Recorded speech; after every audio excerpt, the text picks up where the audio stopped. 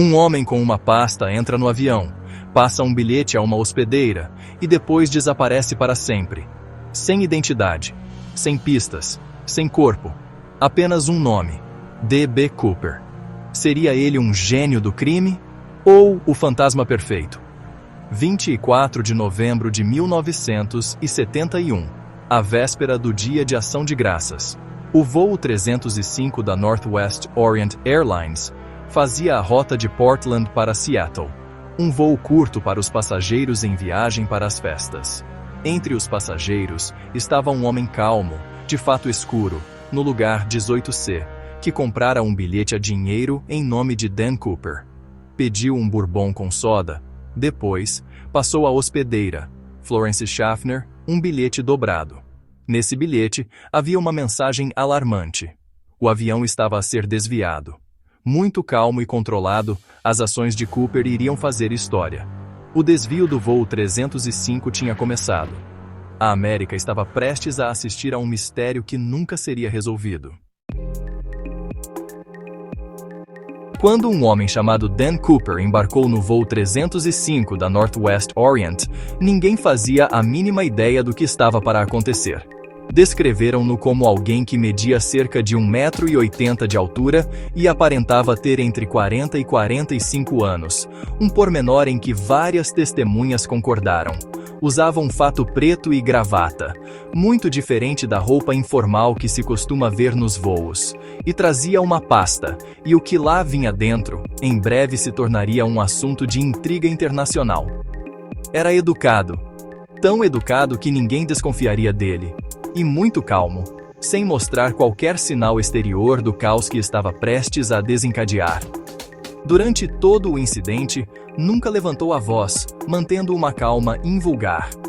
Quando a hospedeira de bordo, Florence Schaffner, inicialmente ignorou o bilhete dele, talvez a pensar que ele estava apenas a tentar dar-lhe conversa, ele insistiu gentilmente. Havia um peso evidente nas suas palavras. "Menina, é melhor ler este bilhete, é importante. Tenho uma bomba." A mensagem era claríssima, curta e aterradora. As exigências de Cooper eram muito claras e específicas. Não havia margem para mal-entendidos. Queria $200 mil, em notas de $20, o que na altura era imenso dinheiro, uma verdadeira fortuna, 4 paraquedas, para ter opções, e um caminhão de combustível à espera em Seattle, para reabastecer assim que o avião aterrasse. Avisou que se as suas exigências não fossem cumpridas à risca, e rapidamente, detonaria a bomba, uma ameaça que pairava, muito real, no ar. A tripulação levou-o a sério. Não tinham outra opção senão acreditar nele. O seu comportamento calmo, quase perturbador, fazia com que a ameaça parecesse ainda mais real. Até pediu outro bourbon, como se fosse um passageiro normal num voo de rotina. E até se ofereceu para pagar. Um gesto estranhamente cortês no meio de tanta confusão. Foi muito cuidadoso com a entrega do resgate, certificando-se de que cada pormenor era seguido à risca. O conhecimento de Cooper sobre paraquedas não parecia ser superficial, e a sua familiaridade com o Boeing 727, especialmente com as escadas traseiras, era preocupante. Tudo isto indicava um planeamento muito cuidadoso, um plano muito pormenorizado, quase de filme. Tinha o controle total da situação, ditando os seus termos com firmeza, sem nunca entrar em pânico, mesmo sob tanta pressão. Até ofereceu à tripulação parte do dinheiro do resgate, um gesto que era, ao mesmo tempo, estranho e surpreendentemente atencioso. A tripulação percebeu com crescente inquietação que estavam a lidar com um sequestrador como nunca antes tinham visto. Alguém muito calculista e controlado. Parecia saído de um filme do 007, mas sem o glamour. Cada movimento era pensado, cada palavra cuidadosamente escolhida. Estava sempre um passo à frente, antecipando as reações deles e planeando o seu próximo movimento, como um exímio jogador de xadrez. A tensão na cabine era palpável, uma densa nuvem de medo e incerteza pairava sobre todos. A tensão no ar era tanta que se podia cortar a faca. Enquanto o voo 305 circulava sobre Seattle, as autoridades apressavam-se para reunir o resgate e os paraquedas. Aos passageiros disseram que o avião tinha um pequeno problema mecânico, para que mantivessem a calma. As horas passavam, mas Cooper esperava com paciência. Quando o avião aterrou, a troca decorreu sem problemas. $200 mil e 4 paraquedas foram entregues, e os passageiros foram libertados. Apenas a tripulação e a hospedeira de bordo, Tina Mucklow, permaneceram no avião. Cooper verificou o dinheiro e também os paraquedas. De seguida, deu novas instruções. Voar em direção à cidade do México, a baixa altitude e devagar, com o trem de aterragem embaixo e os flaps a 15 graus. Estes pormenores tornavam possível um salto de paraquedas. Insistiu para que Tina ficasse no cockpit e ele ficou sozinho na cabine de passageiros. Cooper foi bastante amável, chegou mesmo a oferecer dinheiro do resgate à tripulação, mas eles recusaram. Era claro que conhecia bem os pormenores do 727. A tripulação seguiu as suas ordens à risca. O cenário estava montado para a sua próxima jogada. O sequestro ainda não tinha terminado. O Boeing 727 levantou voo em direção à cidade do México, mas o Cooper tinha outros planos. Na cabine, sozinho, preparava-se para escapar enquanto o avião sobrevoava as florestas densas e tempestuosas do estado de Washington. Desceu as escadas traseiras, uma característica muito especial do 727. Às 8h13 da noite, com o dinheiro do resgate preso ao corpo, Cooper saltou para a noite fria. A tripulação notou uma luz de aviso e uma alteração na pressão da cabine, mas nessa altura, o Cooper já tinha desaparecido. O avião aterrou sem problemas em Reno. Cooper tinha se evaporado. Ninguém o viu aterrar. Embaixo, estendia-se uma vasta e desconhecida área de floresta, com imenso espaço para desaparecer ou morrer. E assim começou a lenda de D.B. Cooper. O FBI e toda a gente só tinham perguntas. Cooper tinha feito o impossível. Agora, era como uma sombra no meio da tempestade. O FBI lançou a Operação Norjack, uma das maiores buscas da história da América. Os agentes fizeram buscas intensivas nas florestas do sudoeste de Washington, enfrentando as condições rigorosas do inverno e terrenos traiçoeiros. Não encontraram nem rastro do Cooper, nem do seu paraquedas, e muito menos o dinheiro. Investigaram-se milhares de pistas, interrogaram-se suspeitos e até se fez um retrato robô. As pessoas estavam completamente agarradas a esta história. A pressão era imensa. O nome D.B. Cooper tornou-se famoso devido a um pequeno erro da comunicação social, o que tornou a sua lenda ainda mais conhecida. Apesar de tantos esforços, Cooper continuava desaparecido, que nem uma sombra. A cada semana que passava, o caso esfriava cada vez mais. A frustração do FBI aumentava de dia para dia. Aquele pirata do ar tinha desaparecido sem deixar rastro. O mistério adensava-se cada vez mais. Os Estados Unidos inteiros estavam de olhos postos nesta história. D.B. Cooper tornou-se um nome familiar. Durante muitos anos, o caso ficou em águas de bacalhau, até 1980. Brian Ingram, de 8 anos, encontrou $5.800 em notas de $20 que estavam em decomposição, enterrados na margem do rio Columbia. Os números de série correspondiam aos do dinheiro do resgate. Esta descoberta reacendeu a investigação, mas levantou muitas novas questões. Como é que o dinheiro foi lá parar? Tennabar ficava bastante longe da rota de voo. Teria Cooper deixado cair parte do dinheiro, ou será que, com o tempo, a corrente do rio o arrastou até ali? Havia muitas teorias, mas poucas respostas concretas. A única outra pista física era a gravata preta de mola de Cooper, que ele tinha deixado no seu assento.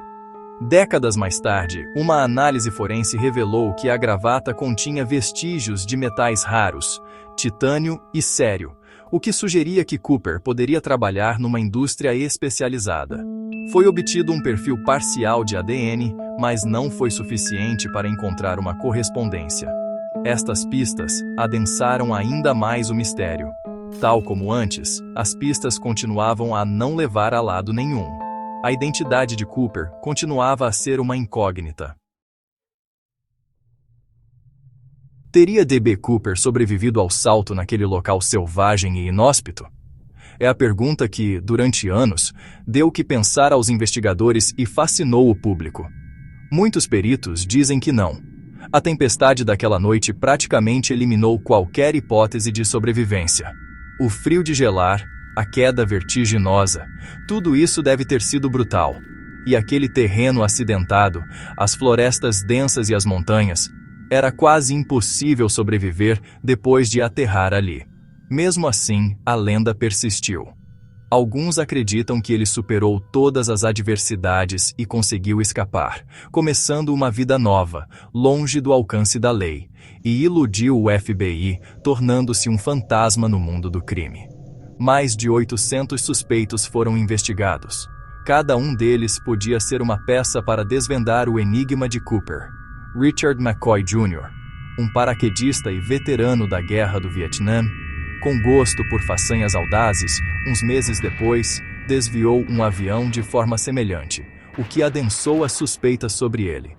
Mas apesar das muitas semelhanças, o FBI acabou por descartá-lo como não sendo D.B. Cooper. Sheridan Peterson, um paraquedista dos Marines e funcionário da Boeing, que tinha o conhecimento e a oportunidade, encaixava bastante bem no perfil traçado. Mas, apesar de muitas coincidências, nunca se conseguiu provar de forma conclusiva que ele fosse Cooper.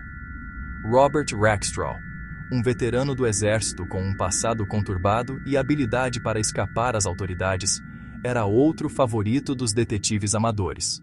A sua aura misteriosa cativava-os. Mas apesar de investigações exaustivas, nenhuma prova concreta o ligou diretamente ao crime. Cada suspeito trazia novas teorias, e cada teoria era mais intrincada que a anterior, mas nenhuma conseguiu desvendar o mistério do caso D.B. Cooper, que permanecia por resolver. O FBI seguiu todas as pistas, por mais inverossímeis que parecessem, mas a verdadeira identidade de Cooper continuou a ser um segredo, envolta em mistério. O caso tornou-se um terreno fértil para suposições, teorias mirabolantes e narrativas intermináveis. Um homem desaparecer pelos ares com tanto dinheiro, intocável e ilocalizável, capturou a imaginação popular. Cooper tornou-se uma espécie de anti-herói, uma figura lendária do folclore popular. Tornou-se um símbolo de audácia, de desafio à autoridade e da concretização do impossível. A verdade permanecia fora de alcance. Parecia estar sempre ao virar da esquina, mas escapava-se invariavelmente. Com o passar do tempo, o mistério adensou-se, alimentando mais suspense e mais lendas. Cada novo suspeito adensava a narrativa, tornando a verdade ainda mais esquiva. O caso nunca foi oficialmente encerrado, o que demonstra a sua persistente relevância. E até hoje o destino de Cooper permanece desconhecido, perdido algures entre o tempo e a imaginação popular. Em 2016, o FBI suspendeu a investigação ativa do caso, mas o público nunca perdeu o interesse. Detetives amadores, autores e investigadores continuaram a busca, usando fóruns na internet e novas ferramentas científicas para investigar. Os avanços na análise de ADN e outros estudos das provas trouxeram nova esperança, mas a pequena amostra de ADN encontrada na gravata do Cooper não correspondia a ninguém. Os metais raros encontrados na gravata sugeriam que ele tinha experiência numa indústria muito específica. Equipas como a de Tom Colbert concentraram-se em suspeitos como Rackstraw, reunindo provas circunstanciais e até levaram o caso a tribunal para conseguir aceder aos ficheiros do FBI. As suas descobertas foram notícia, mas o FBI nunca confirmou a sua veracidade. Livros, documentários e podcasts mantiveram a história viva. Com cada nova teoria, o debate reacendia-se. O caso tornou-se um fenômeno da cultura popular. A busca pela identidade de Cooper continua, alimentada pela curiosidade e pelo desejo de o resolver. A ciência moderna ainda não conseguiu desvendar este mistério. A lenda perdura. O mistério continua por resolver. O caso de D.B. Cooper é um nome que, mal o ouvimos, nos traz à mente imagens de assaltos audazes e mistérios por resolver. É o maior sequestro aéreo não resolvido da América. Um verdadeiro enigma que durante anos confundiu os investigadores e que durante décadas cativou a imaginação das pessoas. Mudou a aviação para sempre. Os detetores de metal, que agora são uma parte fundamental das viagens de avião, o rastreio de bagagem, tudo isto se tornou medidas de segurança necessárias nos aeroportos de todo o mundo. E a Cooper Vane, uma modificação que impede a abertura das escadas traseiras durante o voo, tudo isso é resultado daquela noite perigosa. A história de Cooper é uma história de audácia, de uma rebelião aberta contra o sistema, de mistério, envolta em perguntas sem resposta e especulações, e de um mito. Uma lenda que nasceu do desconhecido. Foi idealizado como um herói popular, um ícone antissistema, um rebelde que ludibriou o sistema. Atreveu-se a desafiar a autoridade e desapareceu como por artes de magia. Mas é importante lembrar que cometeu um crime grave e pôs vidas em perigo. As suas ações tiveram consequências reais para as pessoas envolvidas. A bravura da tripulação fica muitas vezes oculta por detrás desta lenda. A sua coragem perante o perigo é digna de admiração. Com o passar do tempo, as hipóteses de resolver o caso diminuem. A cada ano que passa, as pistas esfriam. As provas físicas são muito poucas, o que deixa os investigadores sem pistas sólidas. As testemunhas faleceram, as suas memórias desvanecem-se com o tempo, e a memória enfraqueceu. A verdade distancia-se mais a cada dia que passa. Mesmo assim, o seu fascínio perdura. Este mistério continua a atrair novas gerações. Esta história apela ao nosso gosto pelo desconhecido e também ao fascínio pelo impossível. Apela àquele nosso desejo de acreditar no extraordinário. D.B. Cooper assombra o folclore americano como um fantasma, uma figura espectral que ficou para sempre na nossa memória coletiva. O debate continua. Quem era ele? O que o levou a fazer algo tão audacioso? Sobreviveu? Ou foi engolido pela natureza implacável? Este caso é uma prova do poder do mistério.